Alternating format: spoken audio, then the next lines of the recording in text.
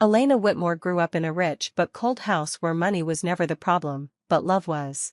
Her father, Richard Whitmore, was a powerful businessman, and her mother, Diane Whitmore, always followed his lead. From the beginning, they treated Elena like she didn't matter. Her younger brother, Nolan, was the favorite. He was praised for everything, while Elena was ignored or criticized, no matter what she did. They often called her useless, as if she had no value in the Whitmore family. Elena tried hard to prove herself. She studied well, helped at home, and stayed quiet most of the time, hoping one day they would notice her effort. But nothing changed. In her parents' eyes, she was never enough. One evening, the Whitmore family held a formal dinner at their large mansion. Important guests from the business world were invited. The table was full of expensive food, polite smiles, and hidden tension. Elena sat quietly, trying to avoid attention. But Richard chose that moment to embarrass her. In front of everyone, he questioned her abilities and made it clear she had no place in the family business. Diane stayed silent, not defending her daughter even once. Nolan smirked, enjoying the moment, as if Elena's pain meant nothing to him. The guests watched in awkward silence, but no one spoke up. Elena felt her face burn with shame, but she didn't cry. She simply lowered her eyes, hiding the pain inside. That night, something inside her changed. It was no longer just sadness. It was the beginning of something deeper, determination. While her family saw her as useless, Elena started to question everything. Why was she always pushed aside? Why was she treated differently from Nolan? She didn't know it yet, but her life was about to take a turn that would reveal a truth far bigger than the insults she had lived with all her life. Nolan was always treated like he was born for success. Every step he took was guided by their father, Richard Whitmore. He had private tutors, business mentors, and constant training in finance and leadership. Richard would take him into closed meetings, where important decisions about the family's investment empire were discussed behind locked doors. Elena was never invited into those rooms. Even when she stood nearby, conversations would suddenly stop. Files were quickly closed. Laptops were turned away from her sight. It was as if she was invisible in the most important parts of her own family's life. At first, she tried not to care. But slowly, she started noticing small things that didn't match what she was told. Nolan would leave the house at strange hours, always in expensive suits, even when he claimed he was just learning. Richard would receive phone calls late at night and leave without explanation. Diane would act nervous whenever certain names were mentioned. Elena began paying attention without telling anyone. She watched how staff moved around the house, how documents were delivered in sealed folders marked confidential, and how those folders never reached her room or her hands.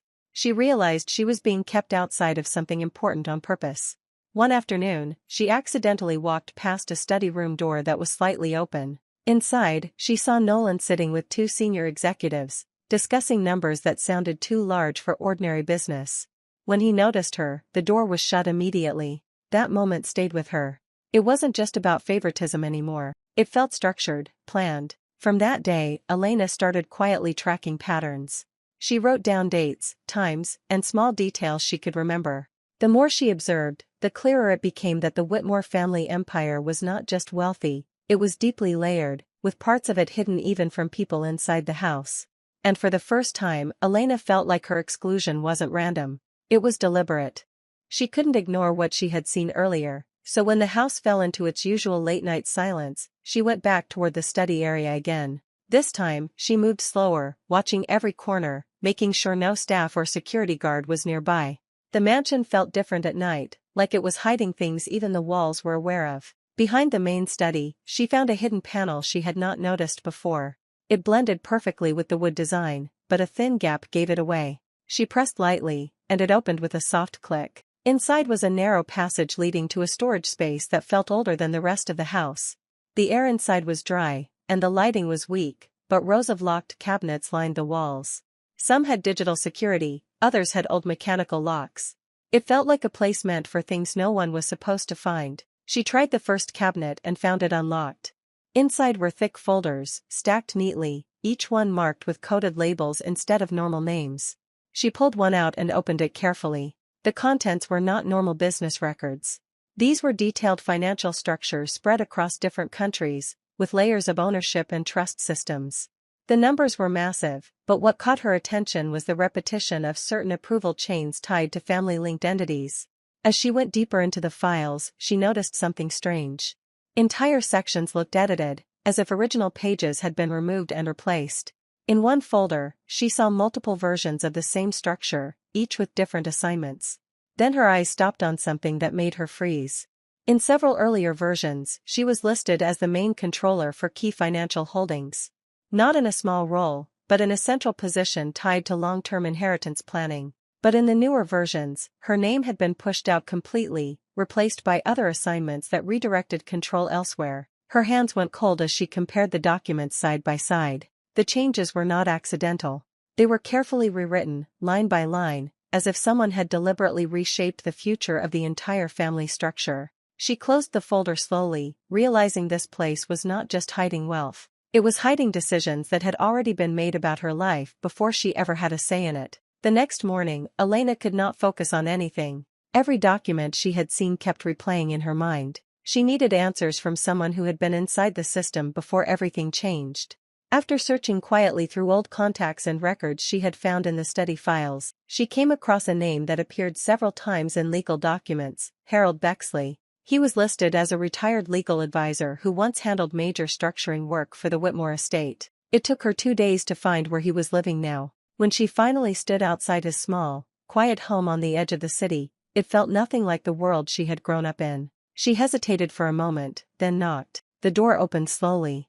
An old man with tired eyes looked at her carefully, as if he already knew why she was there but didn't want to say it. When she told him her name, his expression changed slightly. Not surprise.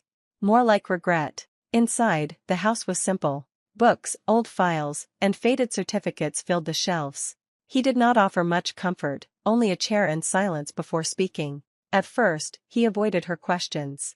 He kept saying things like, "Some matters are better left in the past." But Elena did not move. She showed him copies of what she had found, the financial structures, the changes, the missing links.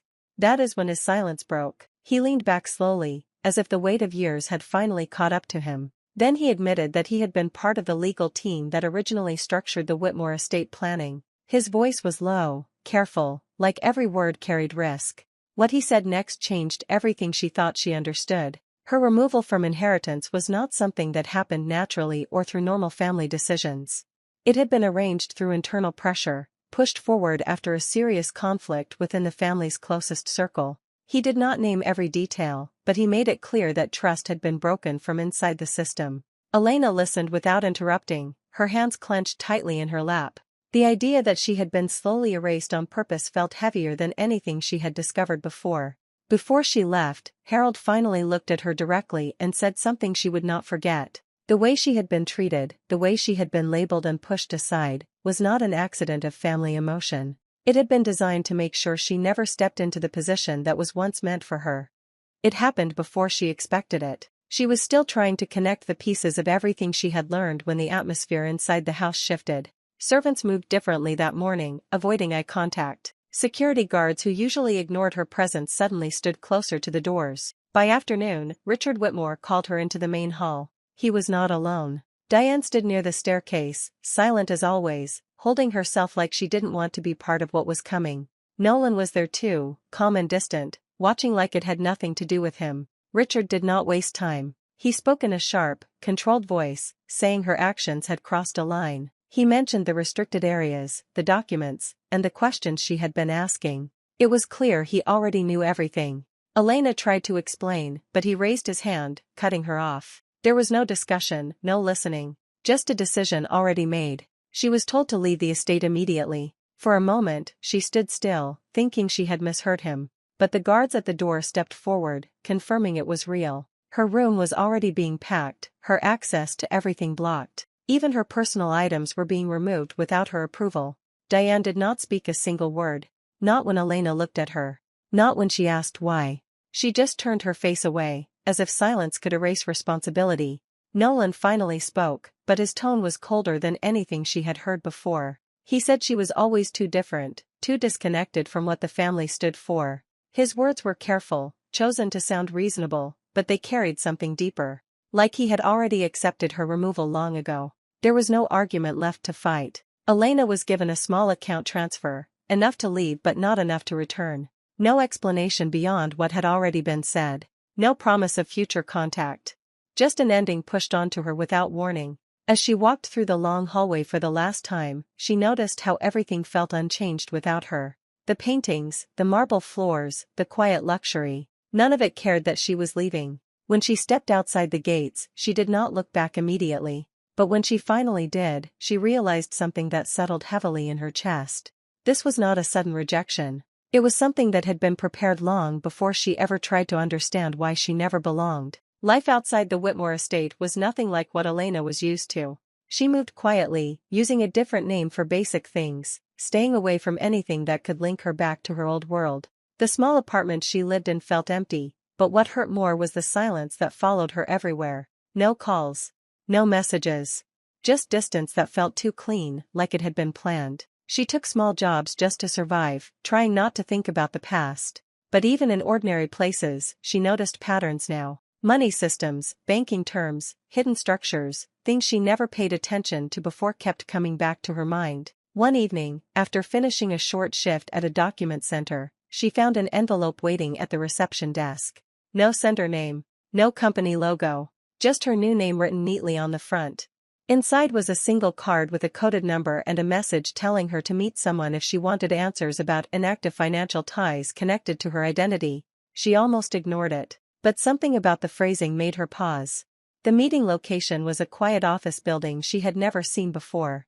On the 10th floor, she was led into a glass-walled room where a woman waited. Calm posture, sharp eyes, simple suit. She introduced herself as Vivian Hale, a forensic accountant who worked independently on high-level financial tracing. Vivian did not waste time with greetings. She immediately spoke about a dormant offshore structure tied to Elena's legal identity. According to her, this account had been inactive for years, but it was never closed. It was locked, waiting for proper authorization. Elena listened carefully, trying to stay calm, but the number Vivian mentioned made her lose focus for a moment. It was not small. It was tens of millions, stored across multiple linked structures. At first, Elena thought it might be a mistake or fraud. But Vivian showed her coded records, matching identifiers, and verification trails that connected directly to her name. That was the first time Elena started to question her exile in a different way. It was not just about being pushed out of a family. It felt like she had been disconnected from something much larger. Over the next days, Vivian guided her through strict verification steps. Identity confirmation, legal tracing, financial cross-checks across multiple regions. It was slow and controlled, as if every layer had been designed to prevent mistakes or interference. Then one morning, the final confirmation arrived. The dormant structure was not only real, it was fully assigned to her. The total value reached $89 million.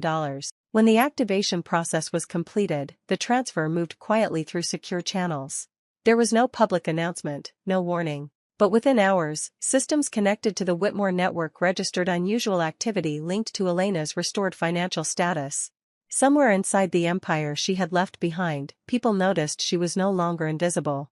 The verification process took longer than Elena expected. Every step felt like passing through locked doors inside locked doors.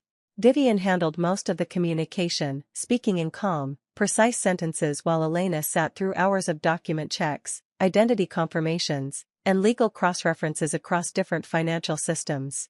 Some days, she felt like the system itself was testing her patience more than her identity.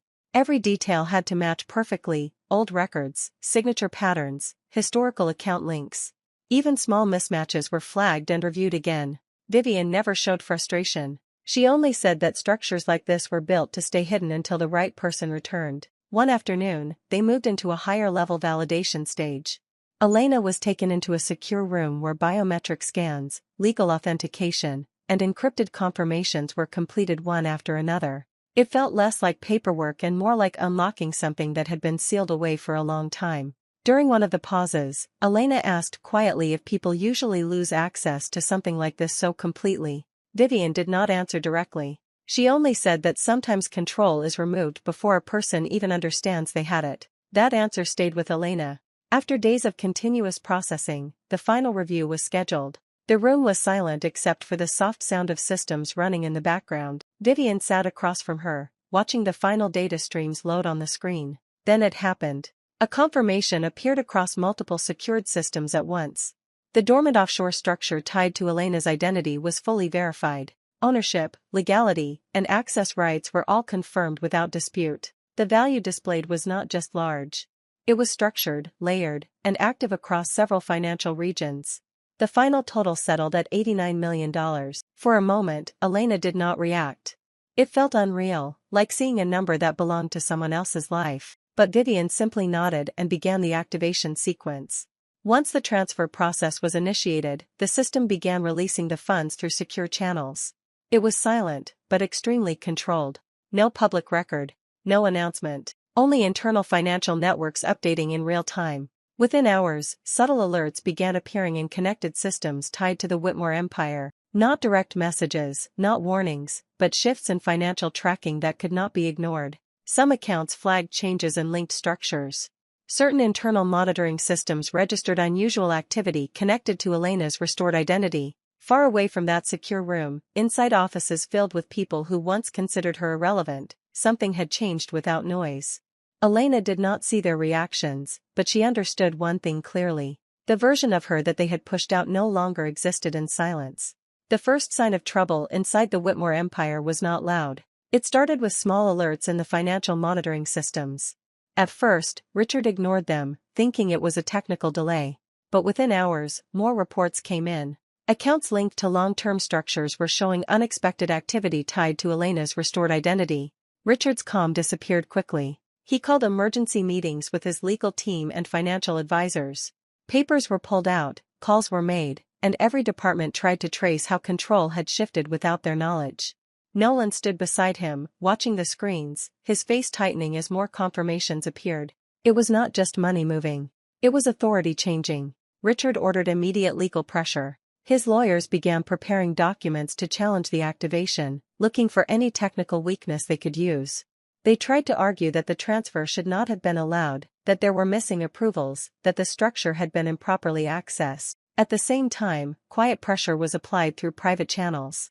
Messages were sent through intermediaries, offering settlement terms that sounded polite on paper but carried clear demands underneath. The goal was simple: make Elena step back before the situation spread further. Nolan was not patient. He pushed for faster action, suggesting more direct methods to shut everything down. His confidence, once steady, now felt unstable.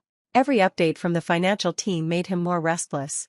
Then Diane appeared in the background of the situation again. For years, she had stayed silent, but now she tried to reach Elena directly. The messages were soft at first. Words about family, misunderstanding, and wanting to fix things. Then the tone shifted, becoming more emotional, almost desperate. She asked to meet, to talk privately, to resolve everything away from legal conflict. Elena read every message without responding. She recognized the pattern immediately. The same family that had pushed her out now wanted access again, not because they cared, but because control was slipping. She did not agree to any meeting. As pressure increased, so did the tension inside the Whitmore household. Meetings between Richard and his advisors grew longer and more chaotic. Arguments broke out behind closed doors. Reports contradicted each other.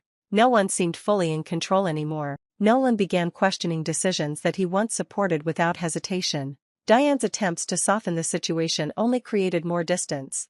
Elena stayed out of sight, but her position was no longer fragile. Every attempt to push her back only made it clearer that the structure they once controlled around her was breaking piece by piece.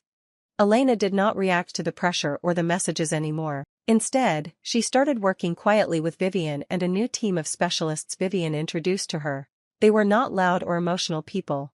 They worked with documents, records, and financial systems, going through every layer of the Whitmore empire piece by piece. For the first time, Elena was not guessing. She was seeing everything clearly. The team began by tracing old trust structures. These were complex systems built over years, with multiple layers of ownership and hidden transfers. At first, everything looked legal on the surface.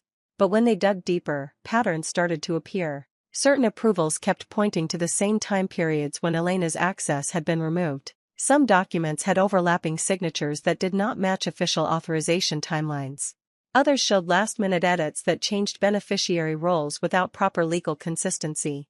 Elena watched everything carefully, asking questions when needed, but mostly staying silent. She was not just learning what had happened to her. She was learning how it had been done. Then came the first major discovery. A series of internal restructuring documents showed that her removal from inheritance was not just a family decision. It had been processed through formal systems, but under manipulated conditions. Certain approvals had been pushed through using authority structures that were never meant to override her original position. Richard's name appeared across several key authorization points. But the deeper shock came when they found Nolan's involvement. In multiple internal approvals, his digital signature was present on documents that confirmed changes to asset distribution and trust control. At first glance, it looked like routine confirmation. But the timestamps and supporting records showed something else. Some approvals were signed without proper review, and in a few cases, the supporting documents had been altered after his signature was placed. The legal team did not need to exaggerate anything. The records spoke for themselves. As the findings were organized, Vivian prepared controlled reports and sent them through secure channels. These were not public statements yet, but they were enough to trigger attention in financial and legal networks connected to the Whitmore empire. Slowly, consequences began to spread. Advisors who once worked closely with Richard started distancing themselves. Partners requested clarifications. Internal meetings became defensive instead of strategic. Confidence in the Whitmore structure began to weaken as inconsistencies became harder to explain. Nolan tried to push back, but every new attempt only created more questions. Richard, who once controlled situations with ease, now spent most of his time reacting instead of leading. Elena did not celebrate. She simply continued reviewing the evidence as it came in. Each file confirmed the same truth in different ways. What had been done to her was not random or emotional. It had been structured, recorded, and executed through systems meant to appear untouchable. And now those same systems were starting to expose themselves. The final meeting did not take place in the Whitmore mansion. It happened inside a private legal chamber arranged by Elena's team. The room was plain, with long glass tables and recording systems already active. Everything said there would be stored, reviewed, and verified. Richard arrived first, dressed as if nothing had changed. But his eyes gave him away. He looked around the room like he was still trying to understand how control had shifted so far outside his reach. Nolan followed behind him, quieter than usual, his confidence no longer steady. Diane came last, avoiding eye contact with everyone. Elena entered without hesitation. There was no family warmth in the room. Only documents, screens, and legal representatives sitting on both sides. Vivian stood near Elena, calm and ready. Richard started speaking first. He tried to regain authority through tone. He questioned the process, the legality of the financial activation, and the investigation reports. He tried to make it sound like everything could still be challenged, like the situation was still flexible. But every point he raised was already covered. Elena's team placed the evidence on the central screen. Layer after layer of financial records appeared. Trust structures, signature trails, approval logs, and internal communications were displayed in sequence. Nothing was emotional. Everything was documented. Richard's voice slowed as he realized there was no gap left to attack. Every structure he built around control had already been mapped and explained. He tried one last move. He spoke directly to Elena, lowering his voice, attempting to bring her back into a family role instead of a legal position. He mentioned history, responsibility, and reputation, trying to shift the focus away from evidence. Elena did not react to the emotional angle. She simply waited until he finished. Then she responded calmly, through her legal representative, confirming that all claims had already been reviewed and supported by verified records. There was no negotiation left. Nolan sat back in his chair, staring at the screen. For the first time, he did not argue. He was looking at everything that had been done in his name, and for the first time, he seemed to understand that his position had never been as solid as he believed. Diane finally spoke, but her words were soft and uncertain. No one answered her. The meeting ended without argument or drama. There was no need for it anymore. Elena stood up first. She did not look at them for long. She did not need to. As she walked out of the chamber, the weight she had carried for years felt different now. Not gone, but no longer controlling her direction. Behind her, the family she once belonged to remained seated among the records of what they had built and what they had lost. And for the first time, Elena was not the one being defined by them. She was the one who had already rewritten everything.